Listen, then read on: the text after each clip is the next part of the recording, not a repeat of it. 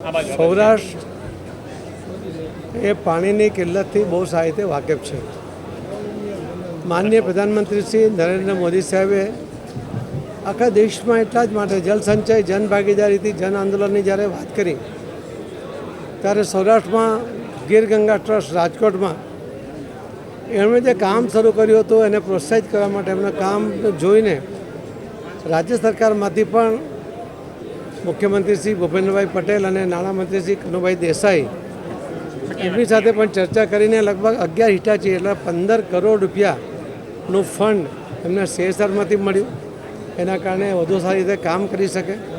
આખા દેશમાં લગભગ 7 થી 8 મહિનામાં 32 લાખ જેટલા નવા સ્ટ્રક્ચર બન્યા છે અને એની અંદર સરકારનો હજુ સુધી એક પણ રૂપિયો અમારા મંત્રાલયમાંથી વાપર્યો નથી. એનો મતલબ છે કે લોકો જનભાગીદારીથી આટલું મોટું કામ એ કરી શક્યા છે.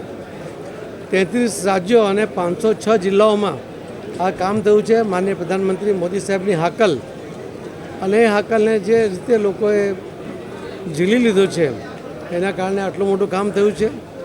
જે રીતે આ કામ ચાલી રહ્યું છે હું એટલો વિશ્વાસથી કહી શકું કે આવનારા દિવસોમાં સૌરાષ્ટ્ર હોય કે આખા દેશના કોઈ પણ રાજ્યમાં પાણીની કોઈ પણ મુશ્કેલી પીવા માટે હશે, સિંચાઈ માટે હશે કે ઇન્ડસ્ટ્રી માટે હશે, એમને પૂરતું પાણી મળી રહેશે એવો મને વિશ્વાસ છે. પ્રપોઝલ આવશે એટલે DPR આવ્યા પછી ચેક કર્યા પછી અમે એને મંજૂરી આપતા હોઈએ છીએ. એ આવશે એટલે અમે કામ કરીશું, પરંતુ આજે પ્રાથમિક ધોરણે હું એના માટે કંઈ કહી ન શકું.